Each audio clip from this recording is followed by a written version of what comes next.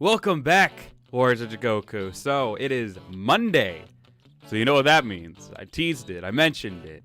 It is time to do Hikari's backstory, which actually, so far, out of the three I did, was actually my absolute favorite to do. So, yeah, this is going to be quite a thing. So as you all know, I'm going to give a bit of the lore backstory to this, and then obviously we're going to go into some gameplay to showcase her as well. So I guess without further ado, let's get into this. After the formation of Guang's Karenza army, Hikari and Ember joined the ranks with their brother. Together they went on a campaign to either destroy or enslave all humans. Unlike Guang, however, Hikari was not excited about this campaign. Hikari was a hybrid, but only showed the qualities of a human and mystic, and was not as powerful as her brother Guang or even her younger sister, Ember. Before the campaign began, Hikari would approach Guang and ask him if he could spare the life of at least one that she herself had fallen for. This young man that caught the heart of Hikari was called Liang Suo, the mirrored realm version of our Shine.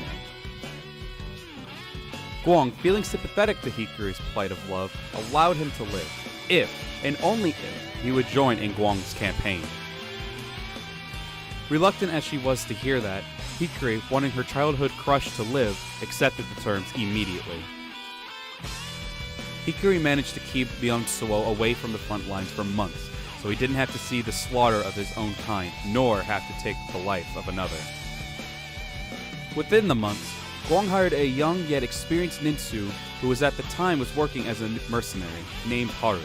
Haru was in charge of keeping Hikari safe while in the care of Guang's army. While taking up in his duty as guard, Haru, Hikari, and Liang Suo became an inseparable trio. Whether at camp or on the battlefield, all three of them would fight side by side with one another. More months went by, and more resistance from the humans would rise up as well. That did also include Liang Suo's family, full-blooded humans who were fed up with the treatment and the slaughter of their own kind. Enraged, and finally putting Liang Suo's loyalty to the most bitter test, Guang sent Hikari, Haru, and Liang Suo to the front lines to deal with Liang Suo's family personally. As very reluctant as they were, Hikari, Liang Suo, and Haru made their way to the battlefield to confront Liang Suo's family. What they didn't know, however, was that Guang would also make his way to the front lines, with all intentions to slay Liang Suo's family. Liang Suo's father, mother, and younger brother, all slain by Guang's hand. When all that was left was Liang Suo's sister, Liang Ming, who was no more than a few months younger. Guang would raise his sword to put the young woman down, but not until Liang Suo put his pike up in defense of Guang's downward thrust. Not witnessing the others from his family be killed by Guang, Liang Suo was not looking to see his own sister be murdered by Guang. With this, Liang Suo yells to his sister to flee, with her getting away, just barely. Clearly frustrated, Guang gives Liang Suo, who defended his sister, a brutal beatdown with a lecture, while also laughing at Liang Suo's seemingly feeble attempts to let his sister escape. Not being able to see the one she loved get beat down any longer, Hikari jumps in front of Liang Suo to convince her brother to stop what she saw as cruel treatment. In response, Guang would effortlessly shove Hikari to the side, picking up the battered but smiling Liang Suo up by the neck, saying, "You don't seem to understand the lengths I will go to ensure that I cleanse this world of the filth that is these imperfect humans. I care not the hate I receive, the enemies I make, and the friends I kill. I will not let such hideous creatures breathe a single breath in this world again, and I will kill anyone who opposes me and my dream." With this, Guang drew his sword back, but before he could thrust his blade into Liang Suo, Hikari would tackle Guang down and quickly rush over to Liang Suo and clutch at his hands fearfully, helping him up, yelling to Liang Suo that they need to escape, and quickly. But before either is able to even take a step, Guang's blade makes its way into Liang Suo's body, piercing through cleanly. Guang then removes his blade, letting Liang Suo fall forward into Hikari's arms. He began to bleed out on Hikari, gasping for air, his eyes slowly closing. With no help in sight, Hikari could only hold her dying love in her arms till the life in him slowly drifted away. Tears covering the faces of Hikari and the drops from her tears onto Leon Suo's. All Hikari could do was look up at her brother, her lover's killer, with fear but uncontrollable rage and a lust for revenge. It wasn't long till Haru arrived.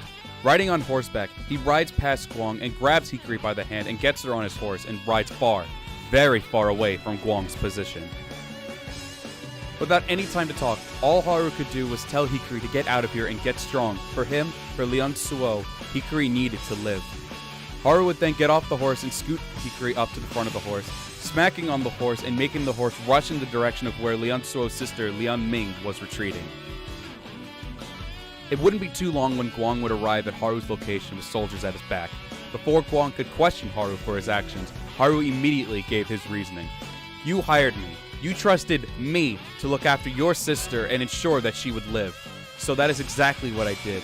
You told me under any circumstance. My job was to make sure she still lives, and I did just that. Maybe this is just a stupid excuse to dodge an execution, but at the end of the day, I am still here to help you realize your goals."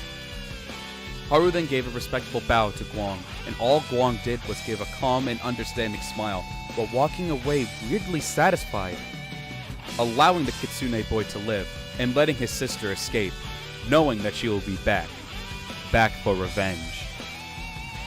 Elsewhere, Hikari would meet up with Leon Ming, feeling broken but fueled with vengeance. The two would go into hiding and slowly start to rebuild their own strength, as well as military strength. Hikari lost her parents. She lost her lover. She was betrayed by her brother. Her sister elsewhere, still in service of her brother. And her best friend stays with her lover's killer with no explanation from them. This is the girl who lost everything. And this was the girl who would soon be humanity's last hope. All right. Well, that was a sad little thing. That was a sad backstory. But, yeah, so it's time to showcase off Hikari's moves. I think I've pretty much shown her before already. I know I've shown her in a showcase video before when I wasn't really giving backstories to my characters. But, or, well, wasn't revealing them. I had the backstories, I just wasn't revealing them at the time. But now we got it where you guys can know more about Hikari and everything.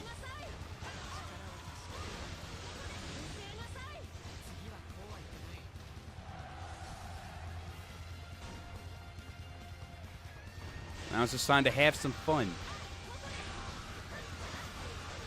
So what I also need to mention as well is that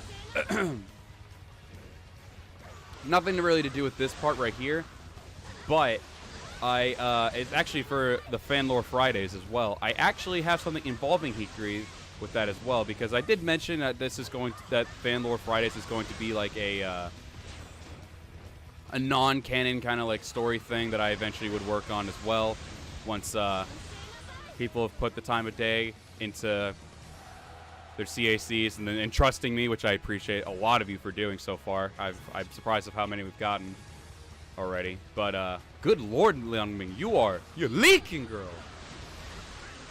But so there's going to be a little bit of a lore to the. Well, I guess there will be a lore to it, and then I'm also going to do something that's going to be pretty fun for everyone as well. It's pretty much going to be where I am going to allow you guys to pick your allegiance or affiliation with 3 different factions and everything. So you'll just have to keep an eye out for that. That'll probably be sometime later in the week when I do that.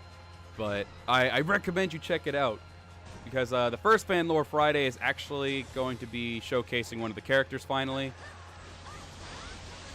Because I think it's a good way to. Obviously, I'm going to start off with the very first person that gave the CAC and their backstory and everything. So I will definitely be showcasing them and reading off their backstory as well. Even though I suck at reading off a script, but I think we could still make it work, and it's going to be a really fun series because I'm actually super into it. So what I mentioned with like affiliations and everything.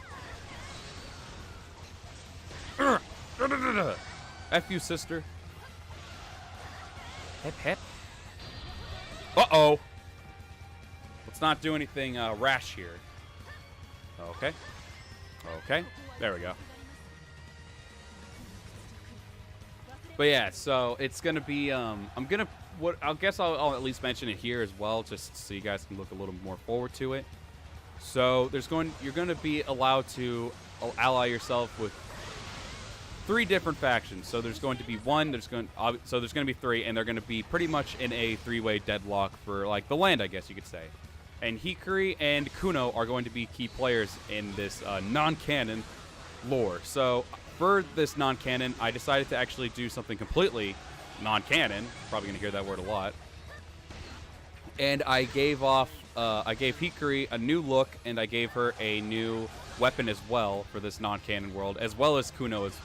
Like faces, hairstyle, all the same thing, but it's pretty much just from like new outfit, I guess I should say, and new weapon. So it's going to be really cool to see, actually, because I kind of dig Hikari's non-canon look a little bit more than the current look, but I probably would have liked it a little bit more if I could change the color, because one of her torso is Guang Yinping's outfit, which I'm really upset that they didn't allow you to change the color for that. That was a really stupid thing.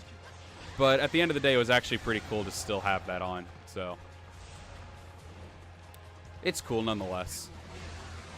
But yeah, I found it to be so cool, so I'll be showcasing that off probably sometime later in the week. I still got to do some of the DLC weapon videos. I want to do Ling Tong with the Tri-Staff, which is probably going to be the day after this. And then I got to also do... Who else got a weapon? Oh, Zhurong. No, Zhurong is the Tri-Staff, idiot. What was the other one? Oh, the Fang Bow, which I'll probably give Sun Shang because Xiahou Yuan's already getting his own DLC weapon and everything, so there's no point in giving him him showcasing his nemesis's weapon. Eek! Whoa!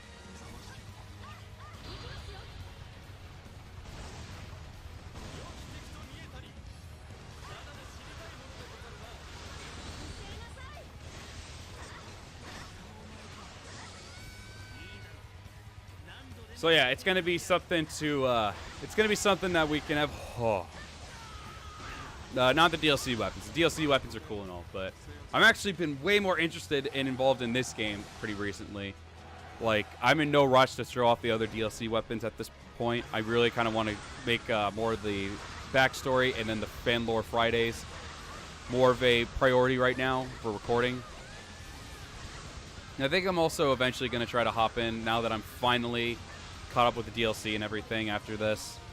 I'm going to try to finally... Koei, I swear, I am trying to showcase other games because Monday through Friday, it's supposed to be Koei stuff, so it's not like it has to always be Dynasty Warriors 9. So hopefully they don't give like any new news and like, oh, the DLC's coming out like just like in next week. I'm like, are you actually kidding me? So hopefully I get a chance to actually do some other stuff because there is Tokaiden and Knights of Azure, like I've mentioned that game so many times. I still have yet to touch either of those games. I think I played like 2 tutorial missions for the games. Didn't do anything past those because that's also the time Warriors All-Stars came out. I was like, I'm sure I'll be able to alternate between those. Nope, never did it. So I'm hoping next week I'm going to be able to maybe do... I want to try Knights of Azure because it actually looks pretty interesting. So hopefully I can do some more Warriors All-Star stuff and some Knights of Azure. But for this week, it's going to be Hikari's backstory, which is today, which you all saw. I hope you all enjoyed it. But, yeah, that's going to be Hikari's backstory Monday. We're probably going to do the Tri-Staff with Ling Tong tomorrow. And then we're going to do... I probably could do a Wednesday then. Or better yet, I could probably just save that. Yeah, I'll probably still save Knights of Azure for next week.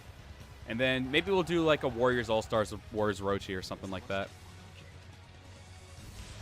And then we'll do the other DLC weapon, the Fang Bow with Sun Shang on Thursday.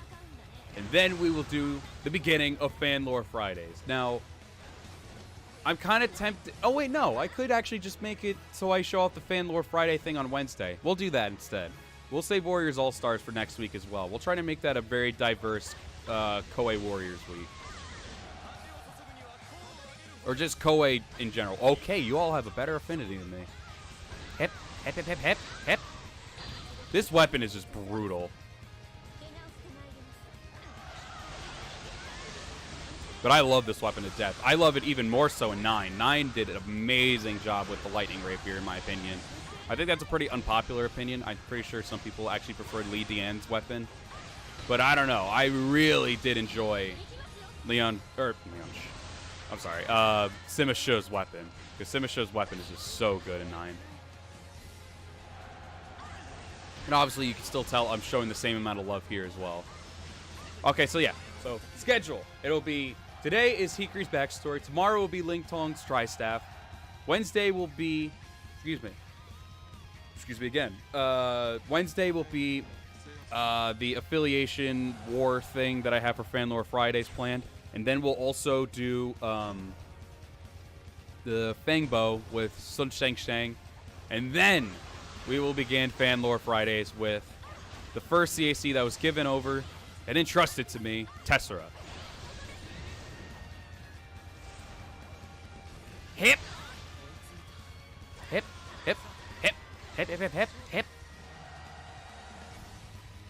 And then obviously next Monday will be Ember's backstory as well. Ayano! You're dead. Asume it's not you. Masume, it's still not you. Masume, there we go. I got him. All right. Let's finish this.